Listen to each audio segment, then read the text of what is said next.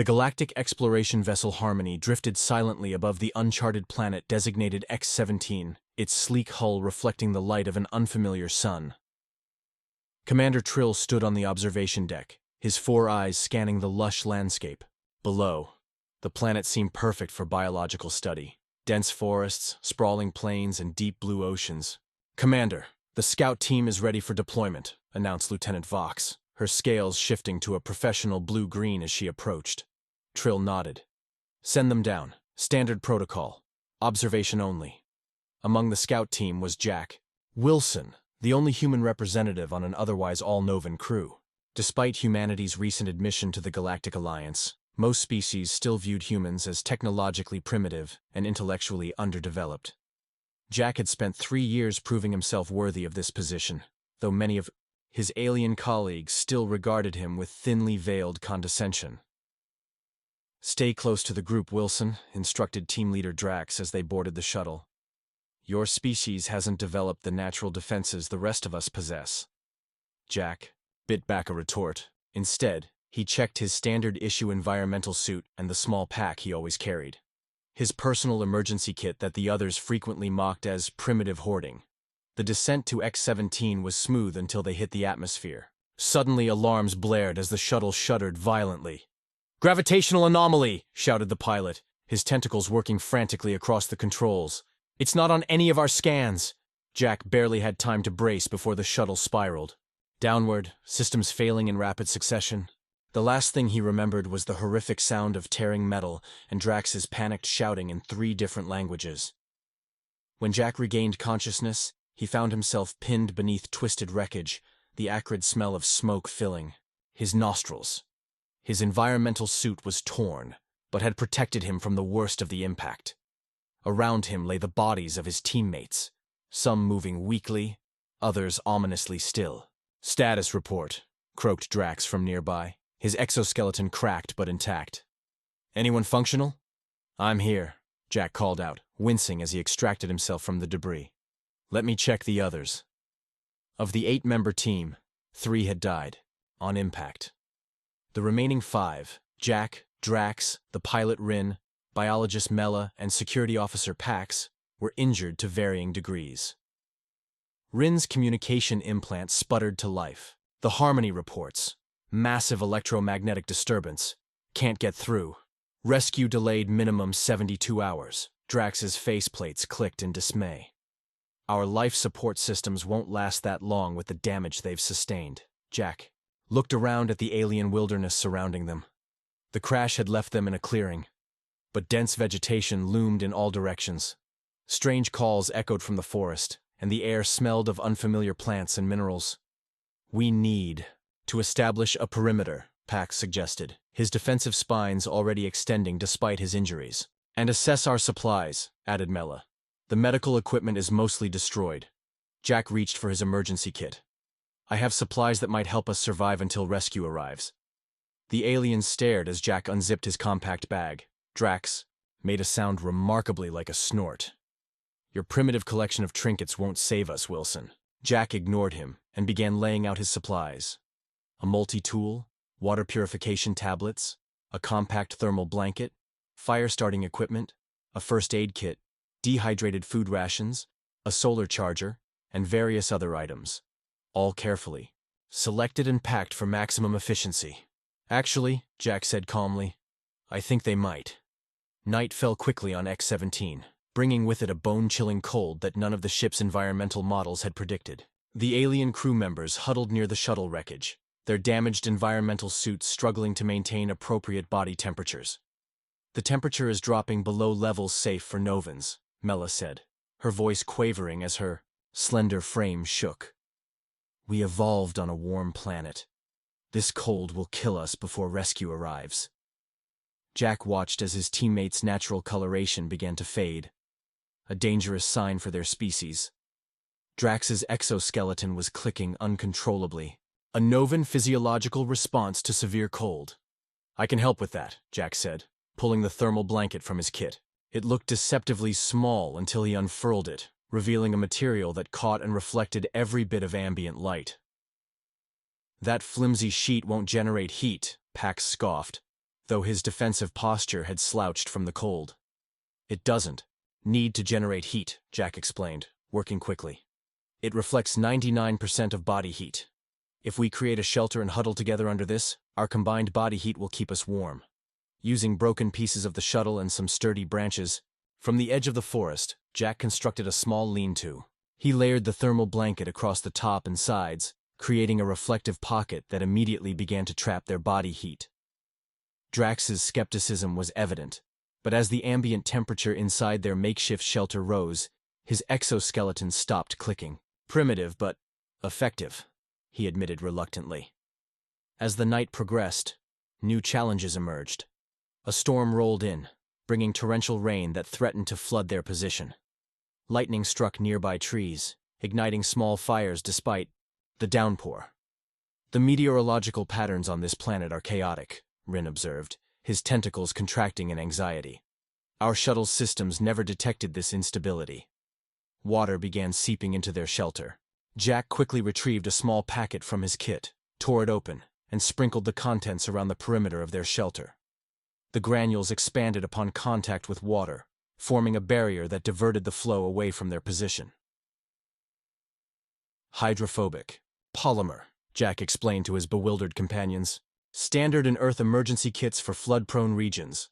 When lightning struck dangerously close, showering them with sparks, Jack pulled out a compact lightning rod from his kit and set it up several meters from their shelter, connecting it to a piece of the shuttle's conductive hull to safely ground any strikes. Your species lives like this? Mila asked, genuinely curious now. Always prepared for environmental disasters? Jack nodded. Earth has wildly variable conditions.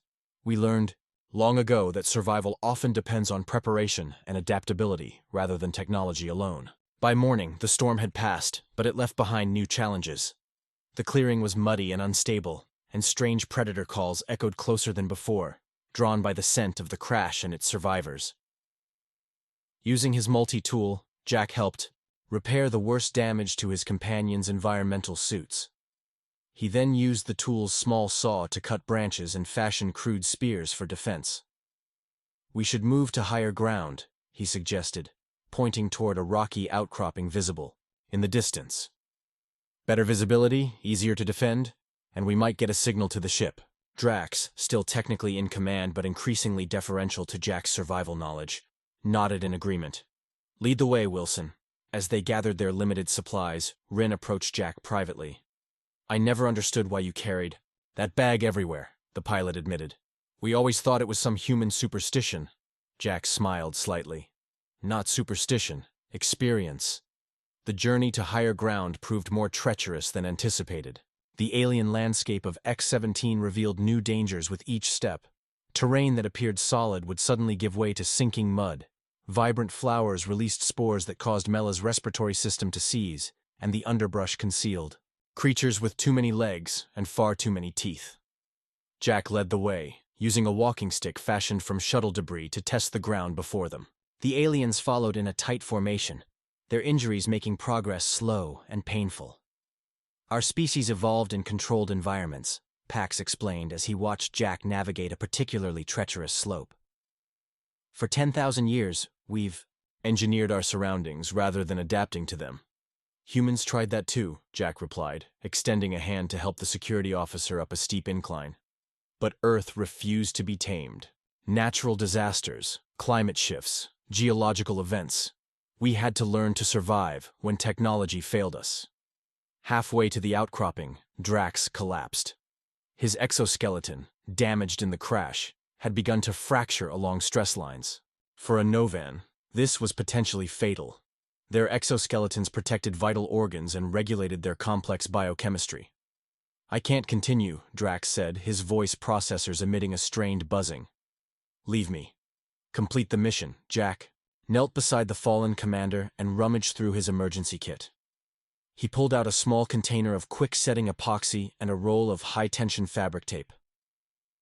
This isn't sterile by your standards, Jack warned. But it should hold your exoskeleton together until we reach safety. With careful precision, Jack applied the epoxy to the fractured sections, then wrapped the specialized tape in a pattern that distributed pressure evenly. The improvised repair was ugly but functional, providing both structural support and flexibility. How do you know where to place the supports? Mela asked, watching with professional interest despite her own labored breathing. I studied xenobiology before joining the expedition, Jack explained. And I broke a lot of bones as a kid. The principles aren't that different. With Drax patched up enough to continue, they resumed their journey. The sun rose higher, bringing with it oppressive heat and humidity that had the Novans struggling. Their species evolved on a planet with minimal temperature variation, and their environmental suits weren't designed for such extremes. Jack distributed small cooling packs from his kit, chemical packets that, when activated, maintained a steady, cool temperature for hours. The aliens pressed these to their thermal regulation points with sighs of relief.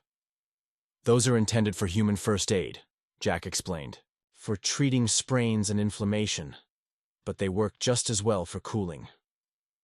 As they neared the outcropping, a high-pitched screech split the air. From the canopy above descended a creature resembling a cross between a bat and a squid. Its wingspan nearly 4 meters across. It swooped toward them, barbed tentacles extended. Pax raised his energy weapon, but it sputtered and died, damaged beyond repair in the crash. Without hesitation, Jack yanked a small canister from his belt and sprayed its contents directly at the attacking creature. The fine mist caught the creature mid-dive, coating its sensory organs. It screeched in confusion, veering wildly before retreating into the forest. Capsaicin spray, Jack explained, tucking the canister back into his belt. Pepper spray works on most carbon-based life forms with external sensory organs. You brought weapons? Drax asked, his tone a mixture of surprise and newfound respect. Not weapons, Jack corrected. Deterrents. Designed to create distance, not to kill. By late afternoon, they reached the base of the rocky outcropping. Before them stood a steep climb, but at the top lay their best chance of establishing contact with the Harmony. Rin's tentacles trembled as he gazed upward. I'm not designed for vertical locomotion, he admitted. My species evolved in oceanic environments. Jack nodded in understanding and reached into his kit once more. He pulled out a coil of thin yet remarkably strong cord. Spider silk composite, he explained. Can hold over 100 times its weight. We'll use it to create a safety line. No one gets left behind. The ascent up the rocky outcropping tested every member of the team.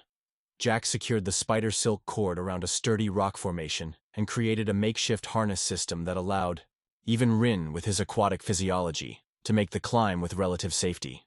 Humans developed these techniques on Earth? Pax asked as Jack demonstrated how to distribute weight across the harness. Mountain climbing, cave exploration, cliff rescue, Jack confirmed. Earth's varied terrain necessitated these skills long before we had anti-gravity technology. As they climbed, Jack noticed Mela struggling with each breath. The biologist's respiratory system, consisting of delicate gas exchange membranes, was reacting badly to X-17's atmosphere. Her environmental suit's filtration system had been compromised in the crash. When they reached a small plateau halfway up the outcropping, Jack called for a rest. He turned his attention to Mela, whose normally vibrant skin had dulled to an alarming gray. Your filters are failing, he observed, kneeling beside her. Yes, she wheezed. The crash damaged the molecular sieve. Our atmospheric requirements are quite specific. Jack rummaged through his kit and produced what looked like a simple face mask attached to a small canister. This is a human emergency. Respirator. The filtration technology is different from yours, mechanical rather than molecular, but it should remove the particulates causing your distress. Mela hesitated. It's designed for human physiology. The principles are compatible, Jack assured her, and we can modify it. Using his multi-tool and materials from his kit, Jack adapted the respirator to fit Mela's facial structure. The immediate relief in her breathing was evident as her coloration slowly improved. Better? Jack asked. Much, she replied, genuine, gratitude in her voice. But won't you need this if your suit fails? Jack shook his head. Humans can tolerate a wider range of atmospheric conditions than Novans. I'll manage if necessary. They continued their ascent, the alien landscape spreading out below them in breathtaking panoramic views. Strange flying creatures soared between distant peaks and the crash site now appeared as nothing more than a small scar in the vast wilderness. Near the summit, they encountered a vertical wall that seemed impassable. Drax's repaired exoskeleton wouldn't allow the flexibility needed for the climb, and Rin lacked the necessary appendages to grip the narrow handholds. "We've come too far to turn back," Drax said, frustration evident in his clicking mandibles. Jack studied the wall thoughtfully before reaching into his kit and pulling out what looked like 6 small discs. "Vacuum anchors," he explained. "They create a temporary suction seal against smooth surfaces, developed for emergency evacuation from skyscrapers and space stations." One by one, Jack placed the anchors in strategic positions up the wall, creating a ladder of sorts. He demonstrated how to use them. Press firmly to engage the seal, a quarter turn to release. "These will hold your weight?" Pax asked skeptically. "Each one can support up to 300 kilograms, Jack confirmed. "More than enough."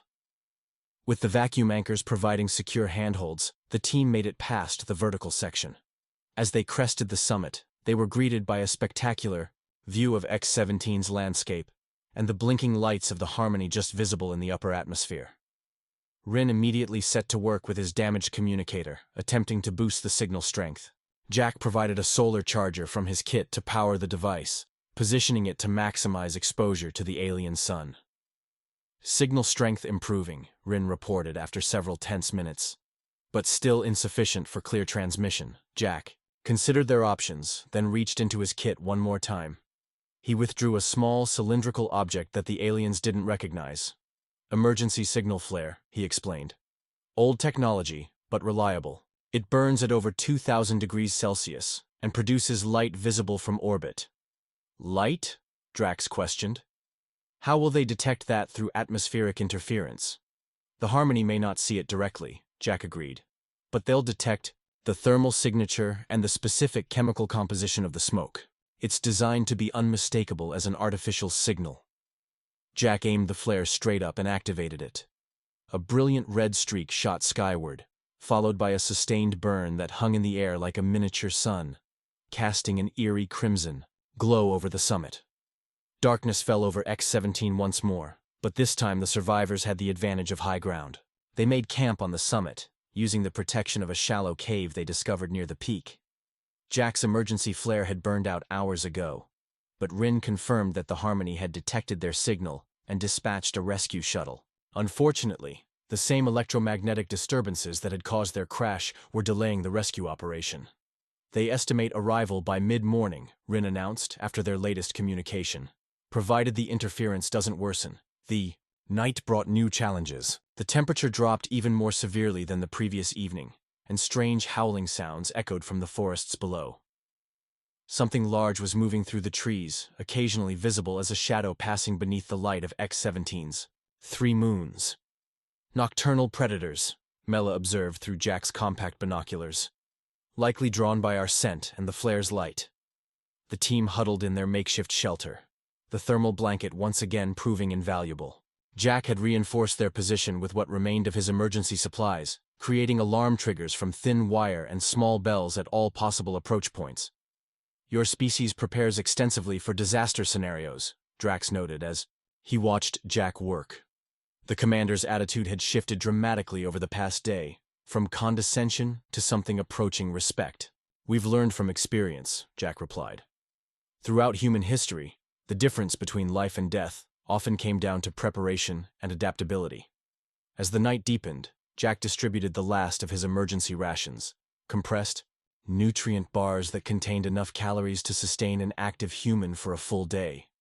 The aliens examined the simple food with curiosity. "Our emergency provisions require molecular assemblers," Pax commented as he cautiously tasted the bar. "This is surprisingly adequate. Sometimes simpler is better," Jack said.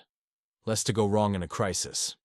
Around midnight, one of Jack's alarm triggers sounded, a soft tinkling of bells from the eastern approach to their cave. Jack motioned for silence and carefully moved to investigate, his makeshift spear at the ready. In the moonlight stood a creature unlike any they had seen before, roughly the size of a large earth tiger, but with 6 limbs and a triangular head dominated by sensory pits. It sniffed the air, clearly detecting their presence, but unable to pinpoint their exact location thanks to the wind direction. Jack slowly reached for his last deterrent, a small sonic device designed to emit frequencies that most predatory species found uncomfortable. He activated it at its lowest setting. The creature's reaction was immediate. It shook its triangular head violently, backing away several steps before letting out a frustrated howl and retreating down the slope. "Remarkable," whispered Mela. "No lethal force required." "Killing is rarely necessary for survival," Jack replied. "Most predators aren't actually interested in fighting. They want an easy meal. Make yourself difficult enough, and they'll look elsewhere." As the night wore on, Jack taught his alien companions basic survival techniques: how to find signs of water, which types of vegetation typically indicated toxicity, how to construct simple traps and shelters from available materials. "Why isn't this knowledge standard for all Galactic Alliance explorers?" Rin asked. "It seems essential." "Because the Alliance relies too heavily on technology," Jack explained. "You've engineered away the need for these skills, but in doing so, you've created a vulnerability. When technology fails, you need alternatives." Drax's mandibles clicked thoughtfully. "A valid assessment. Perhaps we have something to learn from your primitive methods." Jack smiled slightly. "There's nothing primitive about survival, Commander. It's the most advanced skill any species can possess." As dawn approached, bringing with it the promise of rescue, Jack stood at the edge of the summit, gazing out over the alien landscape. For all its dangers, X-17 was beautiful, wild, and untamed in a way that reminded him of Earth's most remote regions. Behind him, his alien companions slept soundly, protected by human ingenuity and millennia of survival knowledge passed down through generations who had faced nature's fury and lived to tell the tale. The morning brought clear skies and a message from the Harmony that filled the survivors with both hope and new concern. "The rescue shuttle has reached orbit," Rin reported, his tentacles manipulating the repaired communicator. "But they're detecting massive electromagnetic disturbances across the entire region. Landing near our position would be extremely hazardous." "Can they use a tractor beam to extract us?" Pax asked. Rin's color darkened with concern. "Negative. The same interference that affects landing also disrupts precision beam technology. They're suggesting a pickup at the crash site. The valleys have less electromagnetic activity." The team exchanged troubled glances. Returning to the crash site meant a dangerous descent followed by a trek back through territory they'd barely survived the first time. And now, something else complicated matters. "The local wildlife has been drawn to the crash," Mela observed, using Jack's binoculars to survey the distant wreckage. "I count at least 3 distinct predator species investigating the area." Drax turned to Jack. "Wilson, your expertise has kept us alive this far. What do you recommend?" Jack considered their options carefully. His emergency kit was nearly depleted, but not his knowledge. "We need to create a safe landing zone," he decided. "Not here and not at the crash site. Somewhere in between with minimal electromagnetic interference." Using a piece of charcoal salvaged from their fire, Jack sketched a map on a flat stone. He marked their current position, the crash site, and a clearing he had noticed during their ascent, a flat area beside a small lake approximately halfway between their current location and the wreckage. "This is our best option," he explained. "Water sources attract wildlife, but they also provide defensive advantages. We can use the lake as a barrier on one side and focus our defenses on the others." With their goal established, the group began their careful descent from the summit. Jack recovered and reused the vacuum anchors where possible, preserving their limited resources. The journey down proved faster than the climb up, but no less dangerous. A rock slide nearly swept Pax off a narrow ledge, saved only by Jack's quick reflexes and the remaining length of spider silk cord. By midday, they reached the clearing Jack had identified. True to his prediction, the lake provided a natural barrier on the western approach, while dense vegetation surrounded the remaining perimeter. Using his multi-tool and techniques he explained were basic Boy Scout knowledge, Jack orchestrated the creation of a landing zone. They cleared debris from the center of the clearing, creating a space large enough for the shuttle to land. Using stones from the lakeshore, they marked the perimeter with reflective material salvaged from their damaged environmental suits. "The rescue team will need to see us from above," Jack explained as they worked. "Contrast and pattern are key. Anything Geometric stands out against natural backgrounds. As they completed the landing zone, Rin received troubling news from the Harmony. The electromagnetic disturbances are intensifying, the pilot reported. The rescue shuttle has a narrow window for extraction, approximately 30 minutes starting, in 1 hour. If they miss that window, another rescue attempt won't be possible for at least 3 days. 3 days is beyond our survival capacity with current supplies, Drax stated bluntly. Jack nodded in agreement. Then we need to make absolutely certain they can land safely on the first attempt. From the tree line came a low growling sound. The predators from the crash site had followed their scent. The team's position by the lake suddenly seemed precarious rather than advantageous. We need a distraction, Jack decided. Something to draw them away from the landing zone during the critical window. Using the last of his emergency supplies, waterproof matches, the remaining chemical packets, and materials gathered from their surroundings, Jack constructed what he called diversionary devices. These will create noise and light approximately 1 kilometer east of our position, he explained. I've timed them to activate 10 minutes before the shuttle's arrival window. Pax studied the simple but ingenious devices with newfound respect. Your species has a remarkable talent for improvisation. Necessity breeds invention, Jack replied. Humans have always been at our best when challenged by circumstances. As the rescue window approached, Jack deployed his diversionary devices in the eastern forest. The team took defensive positions around the landing zone, armed with makeshift spears and the last of Jack's deterrents.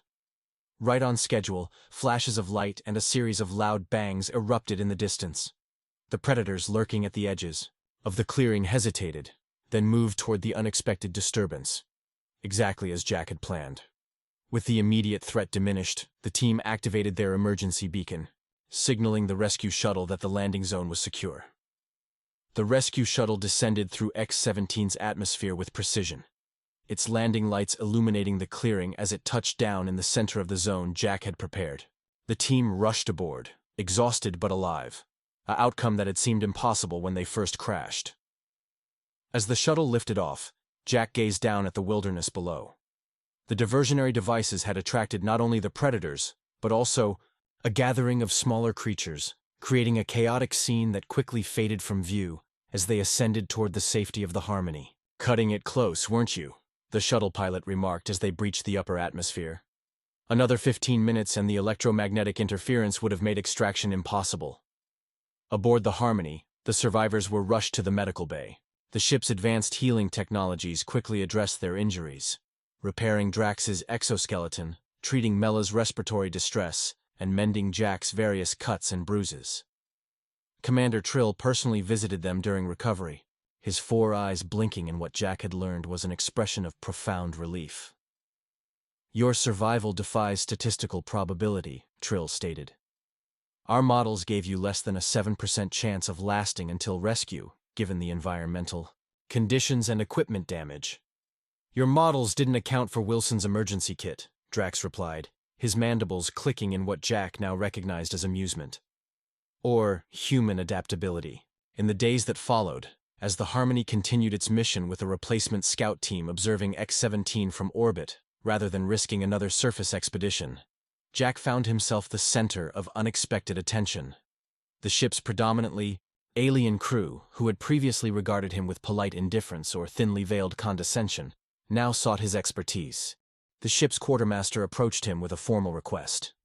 The command staff has authorized the creation of standardized emergency kits based on your design, she explained. Would you assist in developing specifications appropriate for various species? Jack agreed, working with representatives from each species aboard to adapt human survival techniques to their unique physiologies and requirements. What had begun as a personal precaution was evolving into a fleet-wide protocol.